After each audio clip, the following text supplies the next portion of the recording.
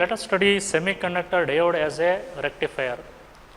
See, just we have studied the VI characteristics of a semiconductor diode.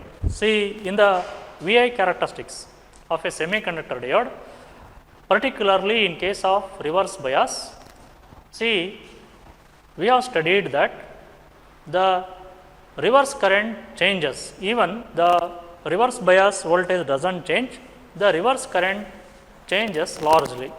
Okay. And in case of the forward bias, the diode conducts easily, whereas in case of reverse bias, the diode does not conduct, and hence it offers a very large resistance. So, therefore, the diode conducts only in one direction, that is in forward biased mode. Okay. This property of the diode is used as a rectifier. See, a rectifier, what is a rectifier? Rectifier is a device which converts alternating current into direct current. Okay.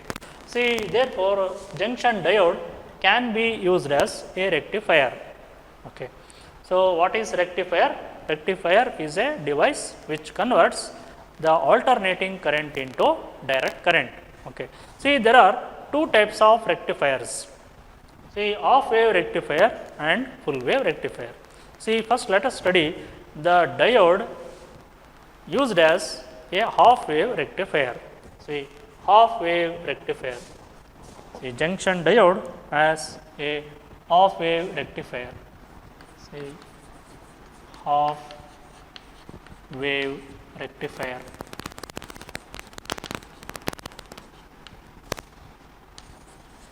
So, we can convert AC into DC using a device known as rectifier. Okay. See, let us draw the circuit diagram of a half wave rectifier. See, this half wave rectifier has a transformer. See, this is the primary of a transformer. See, this is primary and this is secondary. See, this is secondary. Okay. The secondary of a transformer is connected to a diode, a PN junction diode through a load resistance.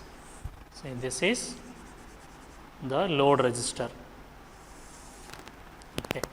This is RL across which the output is taken. See, this is output. This is diode D, this is terminal A and this is terminal B. This is secondary of the transformer and this is primary of the transformer. Okay. This primary is connected to the AC source to be rectified. Okay. This is connected to the AC. So, this is input AC, input AC. Okay. See, this is the transformer. See, using transformer, we can increase or we can decrease the AC voltage. So, this is transformer.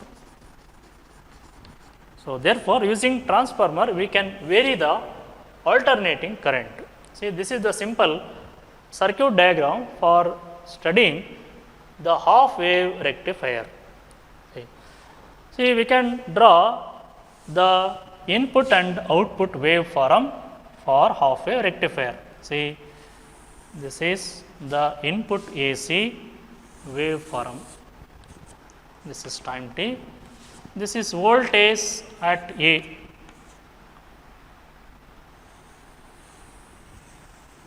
See, alternating current means the currents which vary periodically with time and they reverses their direction for every half cycle.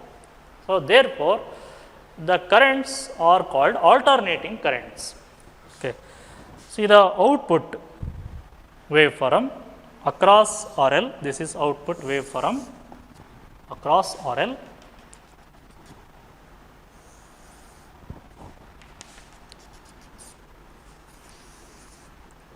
this is time t, this is voltage across RL. Okay. See now, the AC to be rectified is connected to the primary of the transformer, okay, and the secondary of the transformer is connected to a diode through a load resistor RL. Okay. See now, what happens for the positive half cycle of AC input? See, for the positive half cycle of AC input at A, see now at A, the point A is at positive potential and point B is at negative potential, and hence the diode is forward biased. So, therefore, when the diode is in forward biased, it conducts current and hence the output voltage can be taken across RL. Okay, this is for the positive half cycle of AC input. Okay. Next, for the negative half cycle of AC input, the terminal A becomes negative and the terminal B become positive. Now, the diode is in reverse bias. So, under reverse bias, as we have studied, under reverse bias, the diode does not conduct and no current, no voltage across the RL. Okay. And for again for the next half cycle of AC input, again we have the output. Like this, we have output for every half cycle of AC input, and hence the name half wave rectifier. Okay. Stop once. See, let us study the junction diode as a rectifier. See, as we have discussed in the study of the voltage versus current graph of a PN junction diode, see, in the case of forward bias, the diode conducts, but whereas in the case of reverse bias, the diode does not conduct. So, using this property of the diode, we can use the diode as a rectifier. See, rectifier is a device which is used to convert AC into DC, alternating current into direct current. See, we have two types of rectifiers, half wave rectifier and full wave rectifier. See, let us first study the half wave rectifier. See, half wave rectifier.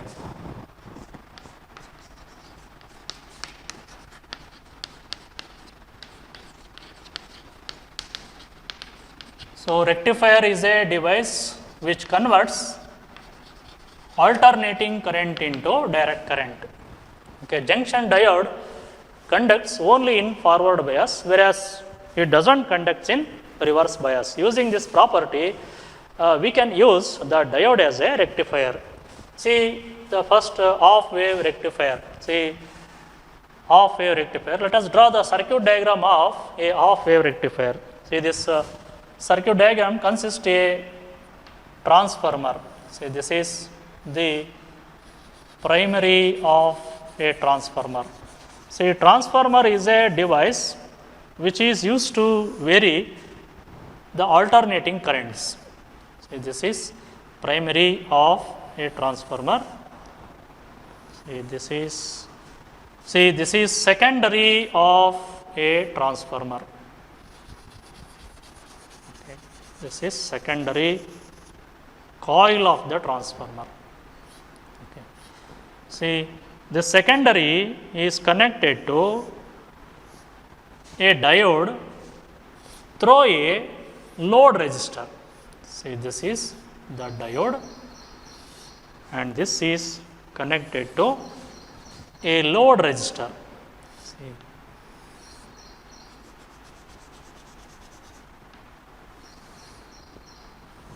Okay. This is the load resistor RL across which the output is taken. So, this is output voltage, output DC voltage. Okay. See, this is diode D. See, consider this is point A and this is point B. Okay. This is primary of the transformer and this is secondary of the transformer. See, the AC to be rectified is connected to the primary of the transformer. See, this is the AC source. Okay, this is the symbol of the AC source. This is the symbol of AC source. This is input AC. Okay. See, this is the transformer.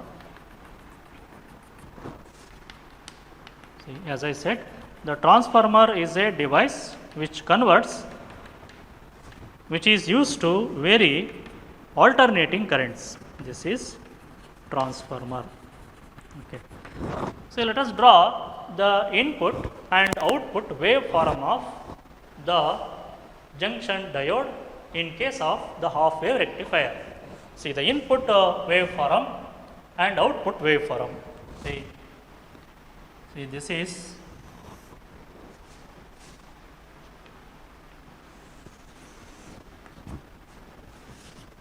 AC input. See, the voltage at A, this is voltage at A.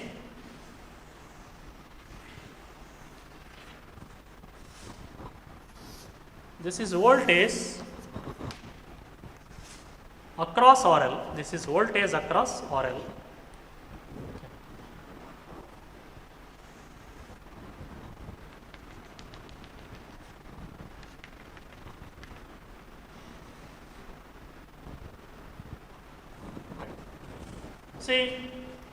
See how a half wave rectifier converts alternating current into direct current. See, this is the transformer which is used to vary the alternating currents. A high voltage AC can be converted into a low voltage AC. See, there are two types of transformer, step up transformer and step down transformer. See, this is a step down transformer. We can convert the high voltage AC into low voltage AC using this transformer. And using the diode, we can convert the AC into DC easily. See, this half wave rectifier consists only one diode. Okay. See, for the positive half cycle of AC input, the diode D, the point A is at positive potential and the point B is at negative potential. So, hence the diode D is in forward bias, and hence we have the output voltage across the load resistor. This is the output voltage for the positive half cycle of AC input. And for the negative half cycle of AC input, see, this is the negative half cycle of AC input. For the negative half cycle of AC input, the terminal A become negative and the terminal B become positive, and hence the diode D is in reverse bias. So, in reverse bias, the diode doesn't conduct, therefore, we have no output voltage across RL. Okay. Again, for the next positive half cycle of AC input, again the diode D is in forward bias, and hence we have the output voltage across the load resistor. So, like this, the AC can be rectified using half wave rectifier. Okay. So, therefore, the diode, in case of half wave rectifier, the diode D conducts only for the positive half cycle of AC input, and hence the name half wave rectifier. Okay. Right. See, let us study the full wave rectifier. See, we have just studied the half wave rectifier, in which only half cycle of AC input is rectified. See, in the case of full wave rectifier, we can convert the full wave of the AC input into DC. So, and hence the name the full wave rectifier. Say, let us draw the circuit diagram of full wave rectifier. Say, this is transformer, primary of the transformer connected to AC source. So, this is connected to AC source.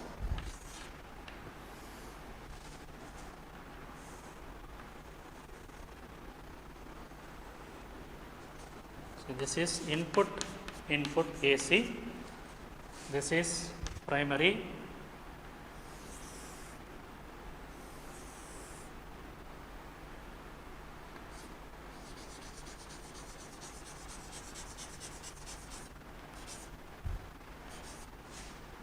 this is secondary. The secondary of the transformer is connected to the two diodes. The common terminal of these two diodes connected to the load resistor. See the N type of the common terminal of these two diodes connected to the load resistor. See, this is the center tapping of the transformer, and hence the name the center tap transformer. See, this is secondary and this is center tap. This center tap is connected to the load resistor.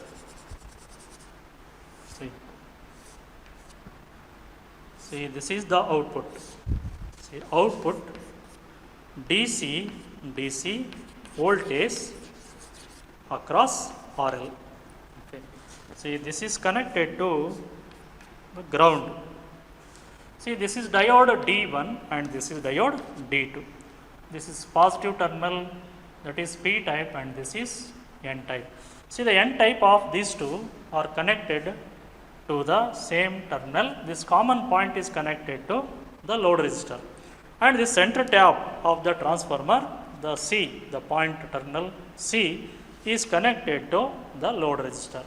Okay, this transformer which has the center tap is called the center tap transformer. See, this type of transformer is called center tap, called center tap transformer. Okay. See, let us draw the input and output waveforms of full wave rectifier. See, this is input waveform, AC input waveform at A. See, this is terminal A. This is terminal A and this is terminal B. Okay. See, this is AC input at A. See, this is voltage at A, and this is the AC voltage at AC voltage at B. This is AC voltage at B. This is time. This is also time. See, the voltage at A is out of phase with voltage at B.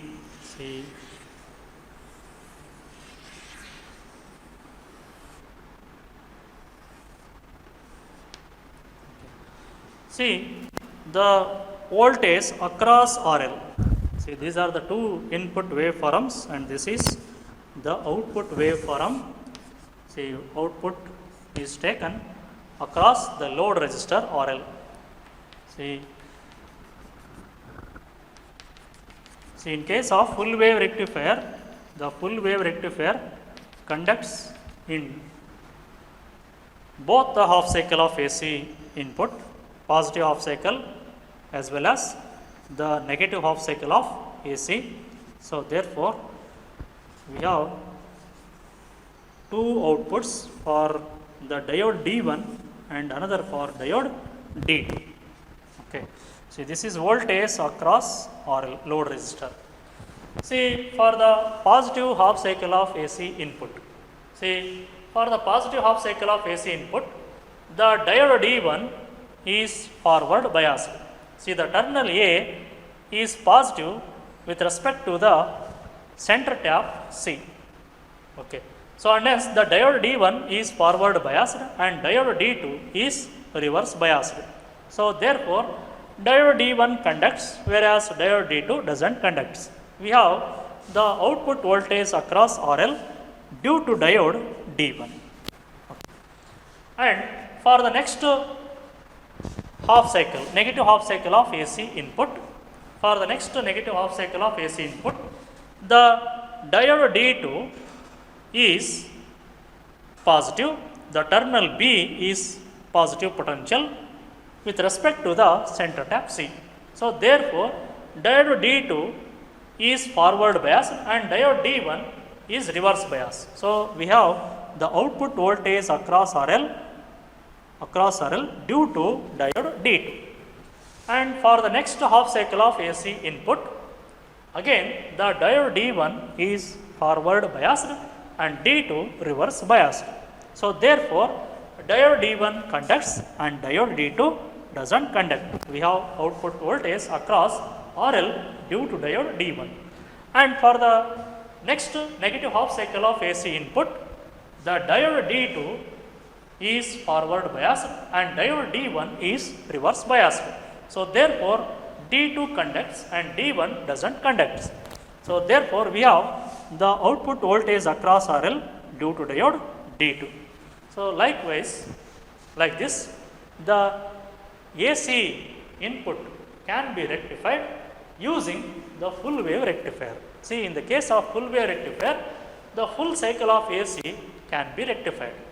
See, though we have the output DC voltage, the DC output voltage have some AC components. We can eliminate those AC components by using the filter circuits known as the capacitor filter and inductor filter. We can connect a capacitor parallel to the load resistor. See here, we can connect a capacitor across the load resistor, and hence we can eliminate the AC components in the DC output voltage. So, therefore, these circuits seem to be rectifier, seem to be filter, and hence the name the filter circuit. So, let us study how a capacitor filters the DC.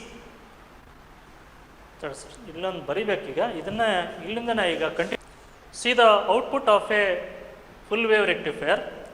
See, it seems to be the pulses of DC voltage. It contains AC components also. See, we can eliminate these AC components using the capacitor filter and the inductor filter. And those circuits which are used to filter the AC components in DC voltages, those are known as filter circuits. Okay. See, let us draw a filter, capacitor filter, how it eliminates the AC components which are in DC output voltage. See, the DC which seems to be unidirectional, but it contains the AC components. So, we can eliminate these AC components using the capacitor filter. See, this is a filter circuit. This is the rectifier. This is the rectifier. See, this is rectifier.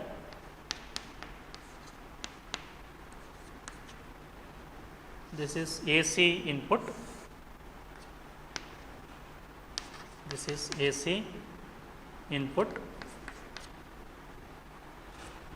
AC input. This is the output of the rectifier. See, this output of the rectifier is connected to a capacitor. See, capacitor of capacitance C, and a load resistor is connected parallel to the capacitor. See, this is the load resistor RL. See, this circuit is called the filter circuit. This is output, DC output voltage. Okay, this is load resistor RL. See, what is the role of capacitor in this filter circuit? See, the output of a rectifier. See, this is the output of a rectifier. See, this is voltage across RL. See, which contains the pulses of DC voltage. This is due to D1, due to D2, due to D1 again. Okay. See, when there is no capacitor, when there is no load resistor parallel to the capacitor, now let the rectifier output is given input to the capacitor. See, when the output is given input to the capacitor slowly charging, and the capacitor fully charged to its peak value. Okay. When the load resistor is connected parallel to the capacitor slowly discharges through the load resistor. See, this is how the capacitor discharges through the load resistor. Okay. See, once the capacitor is fully charged for the positive half cycle of AC, for the positive half cycle, for the first half cycle of the input, the capacitor is fully charged to its peak value. When the load resistor RL is connected parallel to the capacitor slowly discharges through the load resistor, and hence a small current flows through the load resistor, and the output voltage can be taken across the load resistor. See, this output voltage is nothing but the DC voltage, a unidirectional DC voltage. Again, for the next half cycle of DC input, again the capacitor is fully charged and it discharges through the load resistor RL. So, therefore, like this, capacitor charging and discharging through the load resistor produces a unidirectional voltage known as the DC voltage. See, this is the DC voltage. Okay. This the rate of the fall of the voltage across the capacitor depends on the inverse product of capacitance and the resistance. This is known as the time constant. As the time constant increases, the rate of fall of voltage increases. For this, the capacitance of the capacitor should be large, and hence the time constant should be large. See, this type of filters are widely used in various power supplies, so that we can have a unidirectional DC output voltage using the capacitor filter. Okay, right. See, let us study the special purpose junction diodes. See, the special purpose means these diodes are developed for various applications, and hence these are called the special purpose PN junction diodes. Okay, such a diode is the Zener diode. See, what is a Zener diode? See, Zener diode. See, Zener diode is named after its inventor C. Zener. So, Zener diode is a heavily doped PN junction diode. See, due to the heavy doping, the width of the depletion region is very thin. It is about 10 power minus 6 meter, and due to a thin depletion layer, a very high electric field is developed across the junction.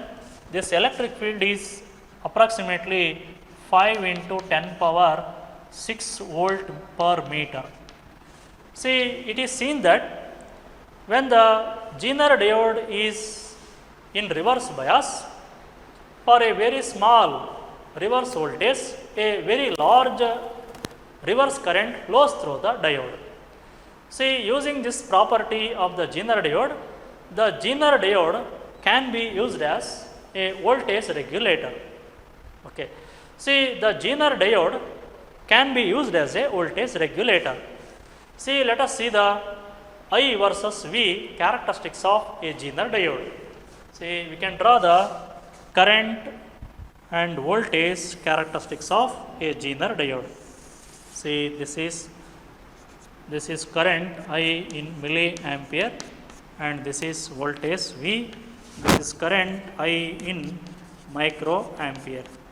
See, when the Zener diode is in forward bias, the characteristics of Zener diode are same as that of a PN junction diode in forward bias. See, these are the characteristics of a Zener diode under forward bias. But when the Zener diode under reverse bias, see the Zener diode under reverse bias, see for a very slight increase in the voltage of the Zener diode, a very large current flows through the diode. Okay. See this voltage at which a large current flows through the Zener diode, this voltage is called the breakdown voltage. So therefore, the Zener diode can be used under breakdown region. See, we have studied the forward biased characteristics of a PN junction diode and reverse biased characteristics of a PN junction diode.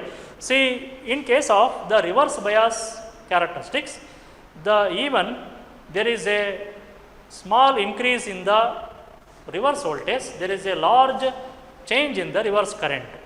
Okay. See, similarly, in case of Zener diode, as the voltage slowly increases, the reverse voltage slowly increases, there is a large change in the reverse current. Okay. So at a particular reverse voltage, a large current flows through the Zener diode. This property of the Zener diode is used as a voltage regulator. See, we can regulate the voltage using the Zener diode. Okay.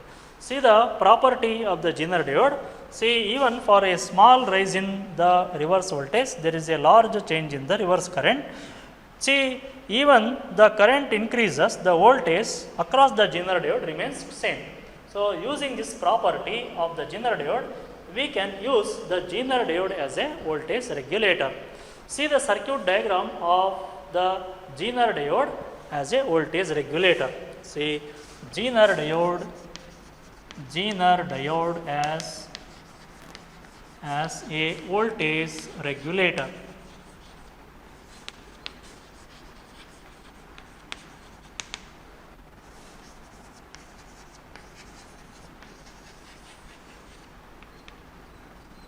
Okay. See, Zener diode as a voltage regulator. Let us draw the circuit diagram of this Zener diode as a voltage regulator.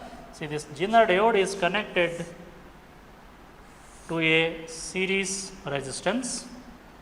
See, this is the Zener diode.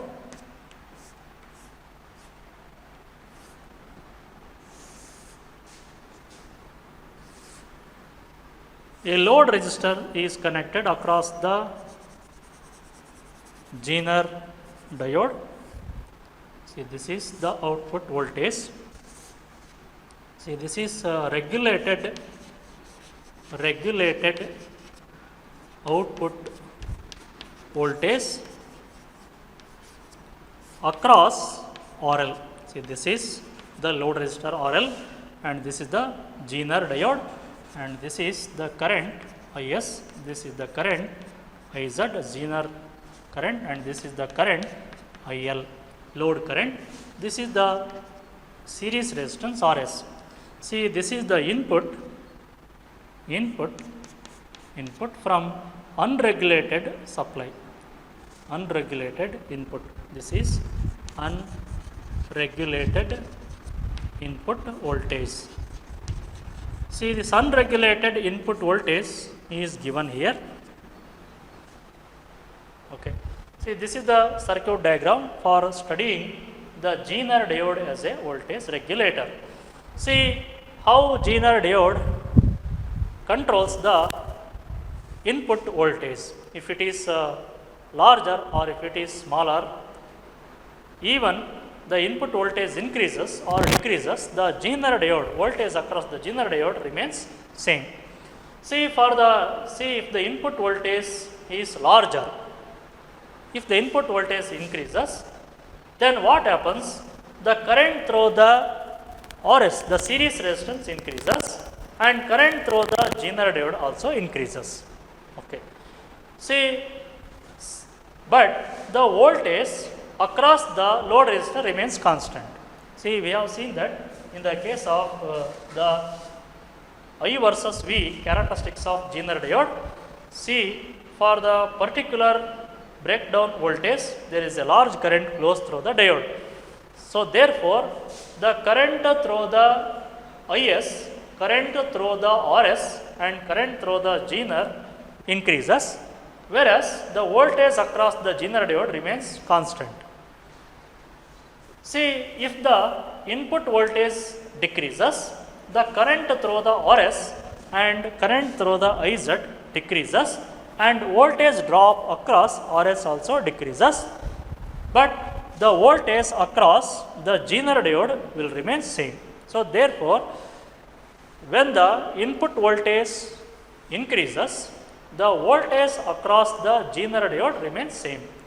When the input voltage decreases, even in this case also, the voltage across the Zener diode remains same. So whether the input voltage increases or decreases, the voltage across the Zener diode remains same. So therefore, the Zener diode can be used as a voltage regulator.